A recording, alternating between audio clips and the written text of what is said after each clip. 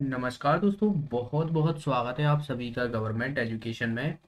तो दोस्तों, अगर आप शिक्षक वर्ग 3 की परीक्षा की तैयारी कर रहे हैं और आप सभी को पता है उसमें जो है मैथ्स पूछा जाता है, तो इसमें किस तरीके के क्वेश्चन आते हैं यहाँ पर हम प्रैक्टिस करने वाले हैं। आपका मार्च में जो है एग्ज़ाम कर दिया है प्रस्तावित, मार्च में आपका एग्ज़ाम होना है अब।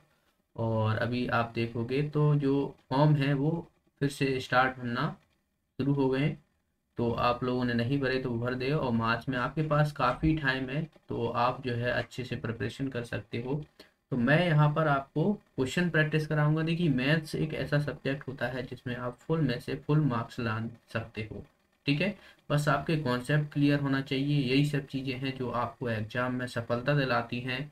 चलिए, तो देखिए हम पहले क्वेश्चन की तरफ बढ़ते हैं। देखिए, पहला क्वेश्चन है, ये सी टेट में आया था 2019 में। क्वेश्चन में क्या लिखा हुआ है कि गणित के संदर्भ में ग्रामीण क्षेत्रों में विद्यालय में आने वाले बच्चों के लिए निम्न में से कौन सा कथन सही है। जो ग्रामीण क्षेत्र हैं वहां पर विद्यालय होते हैं और उसमें बच्चे आते हैं, तो उनके हिसाब से देखा जाए तो क्या सही है। ऑप्शन ए है यहाँ पर, उन्हें विधिवत गणित सीखने की कोई आवश्यकता नहीं है क्योंकि वह उनके काम का नहीं है।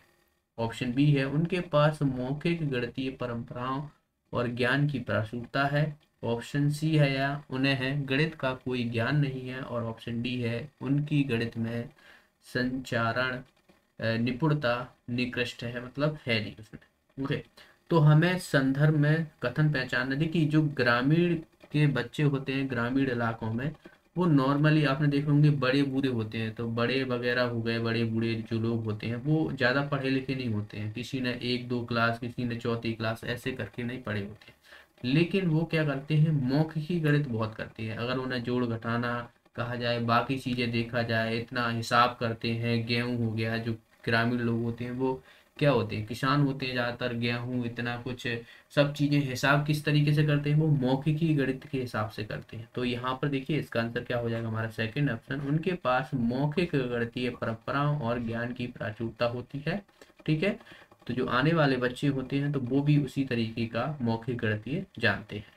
अगला प्रश्न यहाँ पर देखिए, निम्नलिखित में से कौन सा कथन विद्यार्थियों द्वारा गणित में की गई अशुद्धियों के सम सामयिकी निरीक्षण पर प्रकाश नहीं डालता है। ऑप्शन ए है, उन्हें अनदेखा कर देना चाहिए। ऑप्शन बी है, वे अधिगम का हिस्सा है। ऑप्शन सी है, वे जानकारी प्राप्त करने का मूल्यवान स्रोत हैं। और ऑप्शन डी है, वे अध्यापिका का उसकी कक्षाओं की आयोजना तैयार करने में मार्गदर्शन कर सकती है। तो देखिए, अशुद्धियों के सामयिक निरीक्षण पर प्रकाश नहीं डालता है, ये हमें पूछा गया है। ठीक है, विद्यार्थियों द्वारा गणित में की गई अशुद्धियां, तो उन्हें अनदेखा करना चाहिए। ये गलत हो जाएगा हमारा, क्योंकि अगर आप किसी भी विद्यार्थी है और वो गलत करता है गणित में, तो वो अगर कोई टीचर है, तो अगर वो उसको अनदेखा करता है तो वो आगे चल के फिर से गलत करेगा। तो ये हमारा दरअसल इसका आंसर हो जाएगा हमारा ए ऑप्शन। तो इसमें हमें पूछा गया था प्रकाश नहीं डालता है, तो ये प्रकाश नहीं डालेगी, ये गलत चीज है।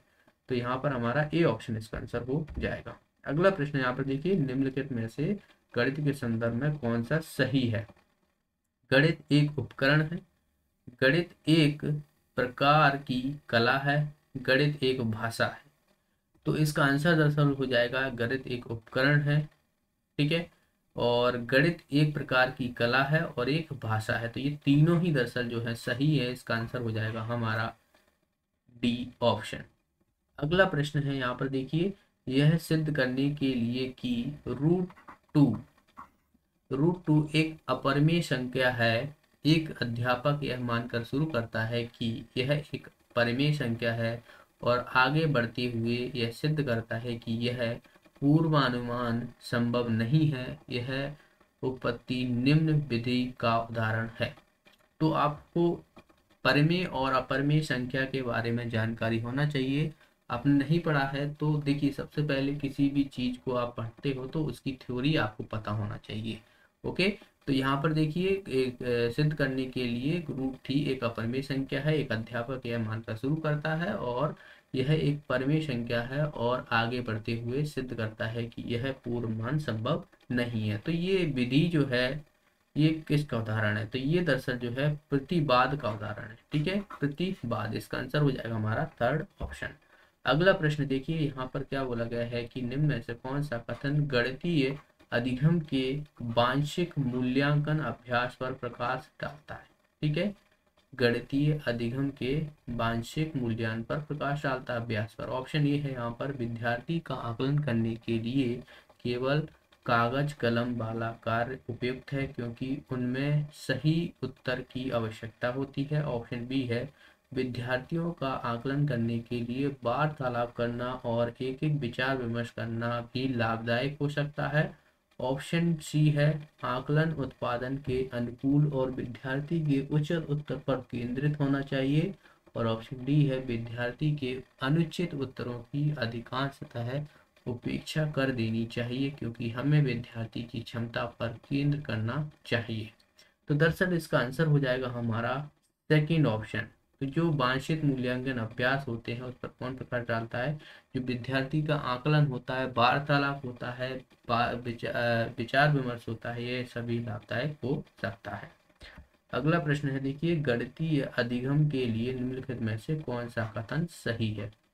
ऑप्शन ए है, प्रत्येक व्यक्ति गणित सीख सकता है और उसमें सफल हो सकता है। ठीक है, तो ये बिल्कुल सही है। देखिए, कोई भी व्यक्ति हो वो गणित सीख सकता है और उसमें सफल हो सकता है, तो ये तो सही हो जाएगा। देखते हैं आगे के, लड़कियां पर गणित में अधिक ध्यान देने की आवश्यकता होती है क्योंकि वह उसमें कमजोर होती है। तो ऐसा बिल्कुल नहीं है, लड़कियां जरूरी नहीं है कमजोर हो, वो तो चाहे लड़के हों या लड़कियां हों, जिसको समझ में आता है वो चीजें समझ में आएंगी, अच्छा सा स्कोर करेंगी। तो ये हमारा गलत हो जाएगा। दरअसल हमें यहाँ पर सही पूछा गया था, तो पहला ही सही है। देखिए आगे भी देख लेते हैं, गणित एक विशेष विषय है जो कि विशिष्ट कुछ लोगों के लिए ही है, तो ये भी गलत हो जाएगा, ये तो सभी के लिए है। अनौपचारिक एल्गोरिथम औपचारिक गणित से निकृष्ट है, तो ये भी गलत हो जाएगा। तो पहला ही ऑप्शन इसका आंसर हो जाएगा। अगला प्रश्न देखिए, एक विद्यार्थी बीज गणित की उन साप्ताहिक समस्याओं को हल कर नहीं कर सकता जिनमें स्थानांतरण सम्मिलित होते हैं। सर्वोत्तम उपचारात्मक योजना, बीज गणित में जो स्थानांतरित चीजें होती हैं वो उसके बारे में पूछा गया है कि विद्यार्थी जो है नहीं सॉल्व कर सकता। देखिए ऑप्शन है यहाँ पर, संख्याओं के स्थानांतरण के अभ्यास के लिए अधिक प्रश्न देना। ऑप्शन बी है, अन्य भाषाओं की शाब्दिक समस्याओं के अभ्यास के लिए अधिक प्रदान देना। ऑप्शन सी है, छात्र को साप्ताहिक समस्या का अर्थ आसान भाषा में समझना। और डी ऑप्शन है, विकल्प विधि में समानता प्रत्यय को समझना। दरअसल इसका आंसर हो जाएगा हमारा डी ऑप्शन, जो विकल्प विधि से समानता प्रत्यय को समझना ही जो है वो इसमें औपचारिक योजना सर्वोत्तम होती है। ओके, अगला प्रश्न है यहाँ पर, गणित अध्यापन की समसामयिक समझ अध्यापकों का निम्नलिखित सभी को करने की प्रोत्साहन करती है केवल इसको छोड़कर। देखते हैं, सन्निकट हल प्राप्त करने की क्षमता को प्रोत्साहन करता है। ऑप्शन बी है, समस्याओं के परिकलन की परिचय उसकी संकल्पनात्मक समझ से पहले करना। ऑप्शन सी है, विद्यार्थियों के लिए ऐसे सुयोग उत्पन्न करना कि वे समस्याओं के हल का अनुमान और सत्यापन कर सकें। और ऑप्शन डी है, विद्यार्थियों में सुव्यवस्थित तर्क करने के कौशल को विकसित करना। दरअसल इसका आंसर हो जाएगा हमारा सेकंड ऑप्शन, समस्याओं के परिकलन का परिचय उसकी संकल्पनात्मक समझ से पहले कराना ही जो है इसका आंसर होगा। ओके, तो ये सब छोड़कर जो है बाकी सभी चीजें ये सही हैं। हमें यहाँ पर पूछा गया था कि केवल इसको छोड़कर, तो इसे हम छोड़ देंगे, बाकी ये सभी। तो किसमें, गणित अध्यापन को समसामयिक समझ अध्यापकों का निम्नलिखित में से सभी के कारण प्रोत्साहित करती है। अगला प्रश्न है यहाँ पर, बच्चों को समय की अवधारणा को प्रस्तावित करने के लिए प्रारंभिक गतिविधि के रूप में निम्नलिखित में से कौन सी की जानी चाहिए? ऑप्शन ए है, समय से संबंधित वाक्यांशों के साथ पूर्व अनुभवों के बारे में चर्चा। ऑप्शन बी है, बच्चों के पढ़ाना की घड़ी के समय को कैसे पढ़ा जाए।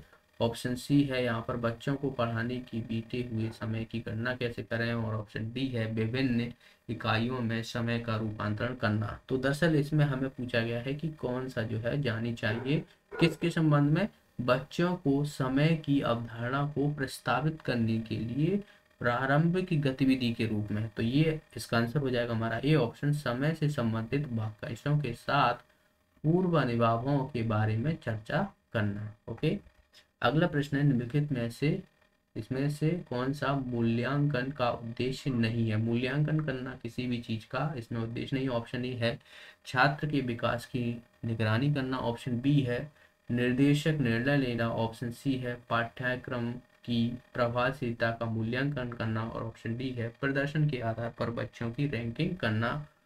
नीचे दिए गए कूट का प्रयोग करके सही उत्तर हमें चुनना है। इनमें से कौन सा जो है सही है। हमें पूछा क्या गया है, मूल्यांकनों का उद्देश्य नहीं है। ठीक है, तो देखिए छात्रों के विकास की निगरानी करना, ये बिल्कुल उसके छात्र को बताता है कि क्या कैसे पढ़ रहा है वो। ठीक है, निर्देशक निर्णय लेना, तो ये भी सही है। और प्रभावशील का मूल्यांकन करना, जो पाठ्यक्रम होते हैं पाठ्यक्रम की प्रभावशीलता का मूल्यांकन करना, तो ये भी जो है सही है। दरअसल हमारा आंसर हो जाएगा इसका आंसर डी ऑप्शन, प्रदर्शन के आधार पर बच्चों की रैंकिंग करना। ओके, तो ये जो है इसमें निम्नलिखित में से कौन सा मूल्यांकन का उद्देश्य नहीं है। ओके,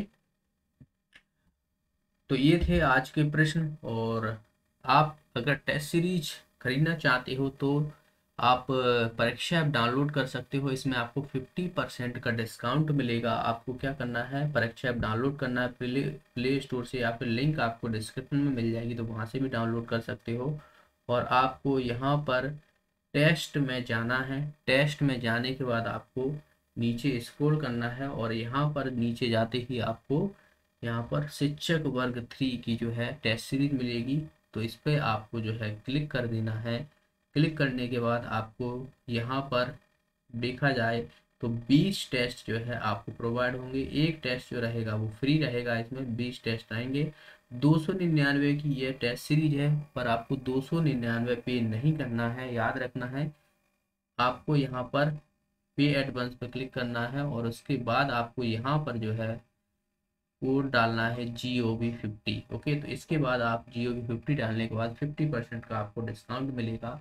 मात्र 149 रुपये में यह टेस्ट सीरीज आपको प्रोवाइड हो जाएगी। तो आप अपनी तैयारी को और बेहतर कर पाओगे। टेस्ट सीरीज बहुत ज़रूरी होती है किसी भी एग्जाम के लिए। तो टेस्ट सीरीज आप खरीद सकते हो और अपनी तैयारी को और बेहतर बना सकते हो। तो आज की इस वीडियो में इतना ही। मिलेंगे अगले वीडियो में नए क्वेश्चनों के साथ। ओके, वीडियो अच्छा लगा तो वीडियो को लाइक कीजिए, शेयर कीजिए। जो भी साथी नए हैं चैनल को सब्सक्राइब कर लेना। साथ में एक बेल आइकन बन के आएगी, उस पर भी क्लिक कर लीजिएगा, जिसके माध्यम से आपको वीडियो का नोटिफिकेशन। तो मिलते हैं अगली वीडियो में। बहुत बहुत धन्यवाद।